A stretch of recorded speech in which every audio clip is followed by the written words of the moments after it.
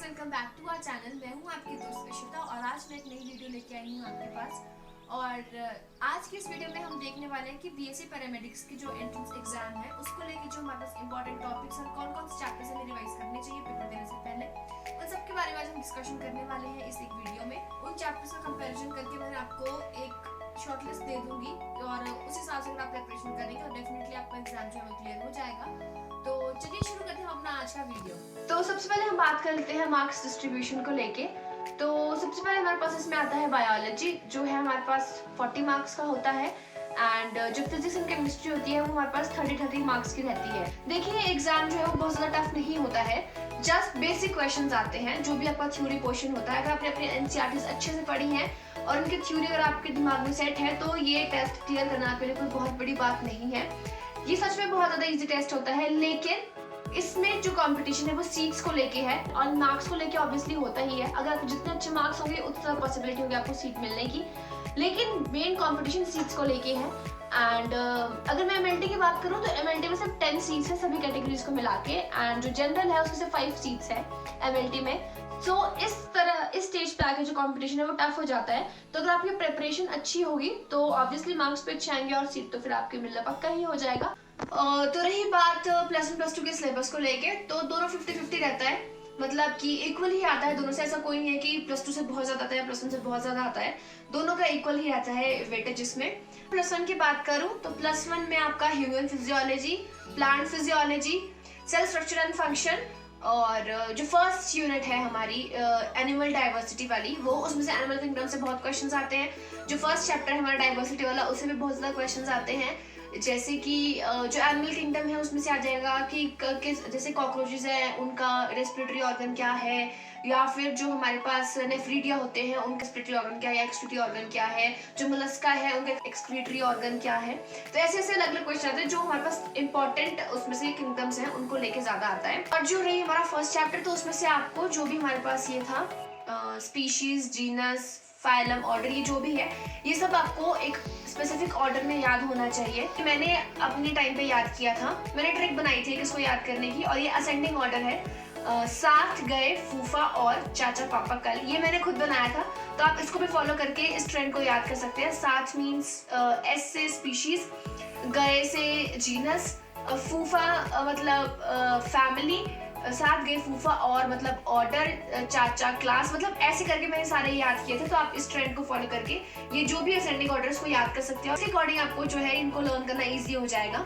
And रही और बात तो एनिमल किंगडम तो आप कर ही लेना, एंड हमारा प्लांट किंगडम है उसको भी आप अच्छे से याद कर लेना, क्योंकि उससे अलग है थैलॉइड बॉडीज को क्या बोलते हैं, मतलब ऐसे ऐसे क्वेश्चंस आ जाते हैं। तो अच्छा होगा कि अगर आप इस यूनिट को तो आप अच्छे से करना, फर्स्ट यूनिट तो मस्ट आपकी होनी ही चाहिए अच्छे से। एंड सेकेंड रही बात हमारी सेल स्ट्रक्चर एंड फंक्शन वाली, तो उसमें आ जाता है कि जैसे एंडोप्लाज्मिक रेटिकुलम है तो आर क्या होता है, एस क्या होता है, गोल्गी बॉडीज होती है उनका दूसरा नाम क्या होता है, या माइटोकॉन्ड्रिया को और क्या बोलते हैं, मतलब इस तरह से अलग अलग तरह के क्वेश्चंस आ जाते हैं।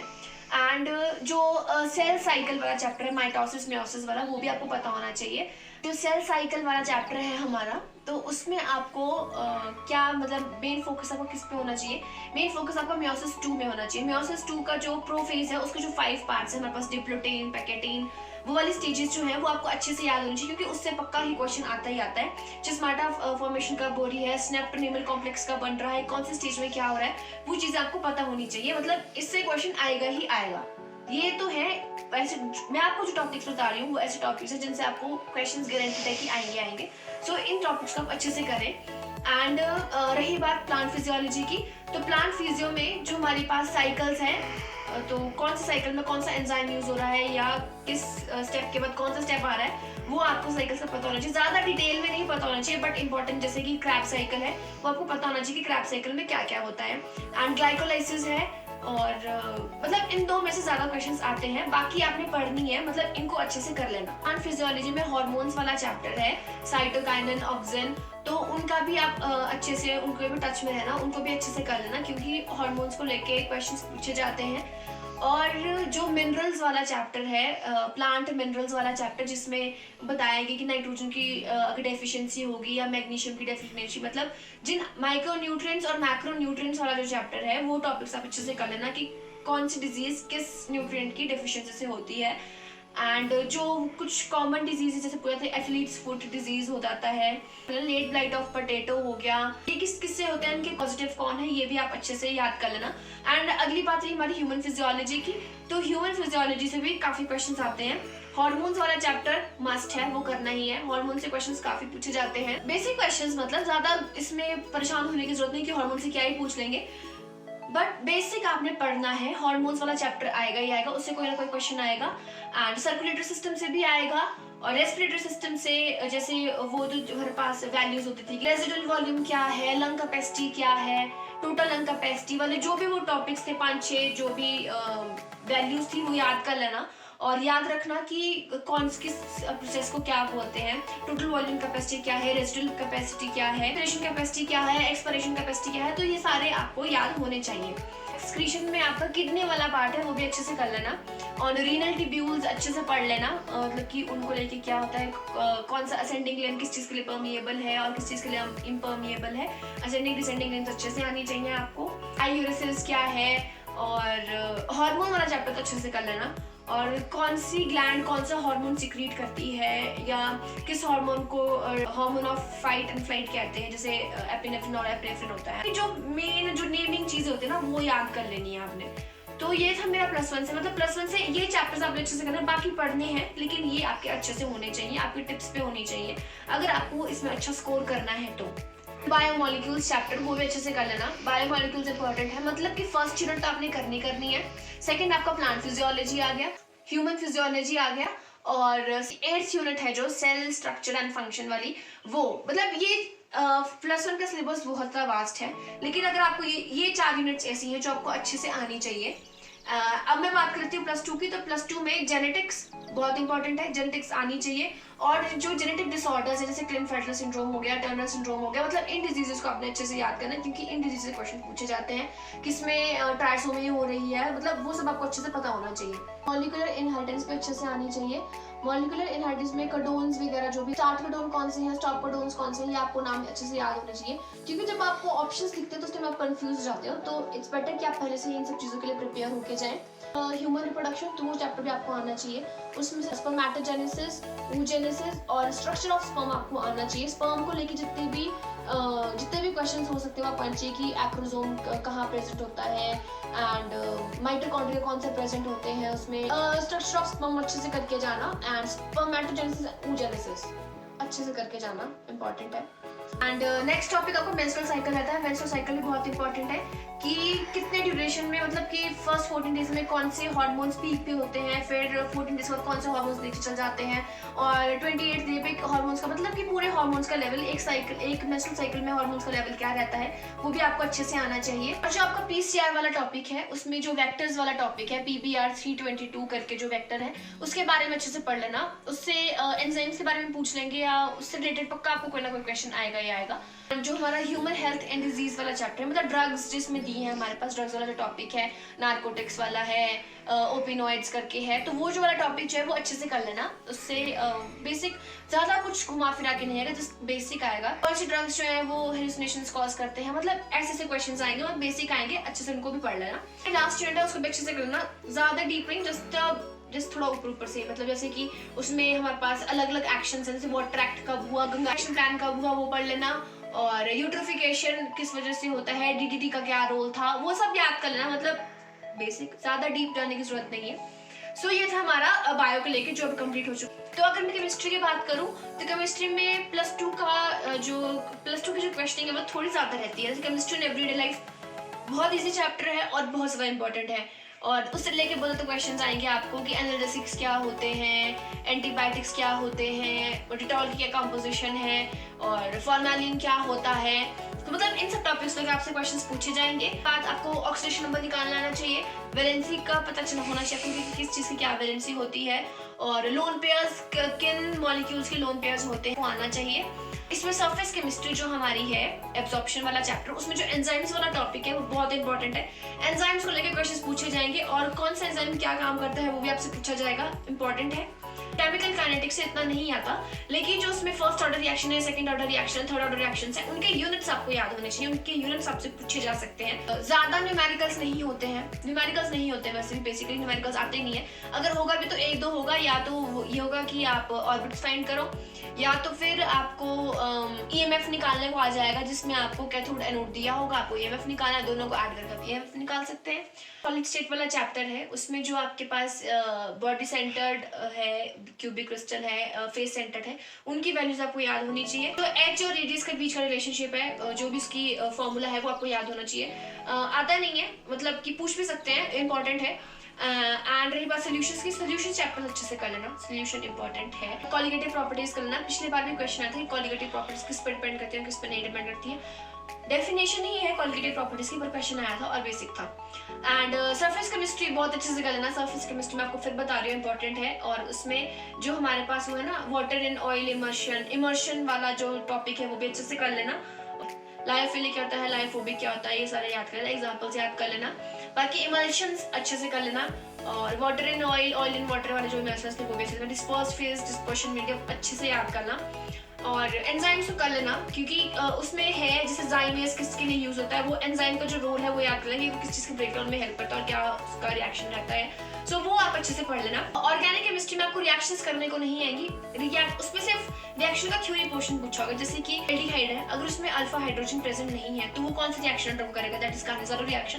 तो मतलब ये थ्योरेटिकल पोर्शन आपको हर एक रिएक्शन का याद करना है, रिएक्शन सॉल्व करने को नहीं आती है। तो जो रिएक्शंस है, नेमिंग रिएक्शन अच्छे से आनी चाहिए आपको कि उस रिएक्शन में क्या हो रहा है। थ्योरी पोर्शन आपको अच्छे से आना चाहिए, क्योंकि इसमें थ्योरेटिकली ज्यादा चीजें पूछी जाती हैं। बायोमोलिक्यूल्स वाला चैप्टर है +2 वाला, वो भी अच्छे से कर लेना, इससे ज्यादा नहीं आता, गो थ्रू +1 वंस, क्योंकि क्वेश्चन क्या आ जाए वो ना हमें पता है ना आपको पता है, एग्जामिनर क्या सेट करेगा तो वही जानता है। सो आराम से सब कुछ पढ़ो, जो मैं टॉपिक्स बता रही हूँ उनको ज्यादा अच्छे से करो। ऐसा नहीं है कि जो मैं बता रही हूँ बस वही पढ़ के आना है, वो तो पढ़ना ही है, बाकी जो टॉपिक्स जो बच गए हैं वो भी आपको करने हैं, क्योंकि क्वेश्चंस कहीं से भी आ सकते हैं। हिस्ट्री का मैंने आपको बता दिया, इन टॉपिक्स को अच्छे से कर लेना। और अब हम फिजिक्स की बात कर लेते हैं, तो फिजिक्स भी सेम। इसमें ऐसा है कि बायो में आपका +1 +2 इक्वल रहेगा, केमिस्ट्री में +2 का ज्यादा है, +1 का थोड़ा कम है, एंड जो फिजिक्स है उसमें भी ऐसा ही है, +2 का ज्यादा, हमारा जो +1 है उसका कम है। सो +2 आपके अच्छे से होनी चाहिए। फिजिक्स की बात मैं करूँ, फिजिक्स की ऑप्टिक्स आपको आनी चाहिए, चाहे वो वेगा ऑप्टिक्स हो चाहे वो रे ऑप्टिक्स हो, ऑप्टिक्स आपको आनी चाहिए। हमारे पास आता है इलेक्ट्रोस्टैट से थोड़ा बहुत क्वेश्चन पूछ लेते हैं। सेमीकंडक्टर्स न्यूक्लियाई वाला चैप्टर है, वो भी आप अच्छे से कर लेना। एंड +1 से अगर मैं आपको बताऊं, सिर्फ यूनिट्स एंड डायमेंशंस वाला चैप्टर, मतलब ऐसा यूनिट्स आपको आनी चाहिए, डायमेंशनल फॉर्मूला आपको निकालने आना चाहिए, लॉज ऑफ मोशन आपको आना चाहिए, ग्रेविटेशन आपको आना चाहिए, शेप प्रोजेक्टाइल आपको आना चाहिए। तो ये +1 के ये सिर्फ थोड़े बहुत टॉपिक है, ज्यादा नहीं है +1 का, पर ये आपको अच्छे से आना चाहिए। एंड मैं आपको बता दूं, फिजिक्स के न्यूमेरिकल्स नहीं होते, फिर हाई-फाई न्यूमेरिकल्स नहीं आते हैं नीचे से, जस्ट द बेसिक न्यूमेरिकल्स, सारी वैल्यूज आपको दी होंगी, सबको फॉर्मूला पुट करना है। तो बेटर होगा कि आप अपना एक फॉर्मूला शीट बना दें जिसमें आपने सिर्फ सारे फॉर्मूलाज लिखे हो। अगर आपको वो फॉर्मूलाज आते होंगे तो पेपर में आप उसको अच्छे से सॉल्व कर पाएंगे। सिर्फ फॉर्मूला पुट करना, सारी वैल्यूज दी होती हैं, ऐसा नहीं है कि आपको न्यूमेरिकल नहीं होगा, आपसे हो जाएगा, बहुत ईजी न्यूमेरिकल्स होते हैं। एंड जो हमारे पास वो वाला टॉपिक है मोनोटॉमिक डिग्री ऑफ फ्रीडम वाला जो टॉपिक है, जिसमें मोनोटॉमिक गैस की वैल्यू है, डायटोमिक गैसेस की क्या वैल्यूज है, वो आप याद कर लेना।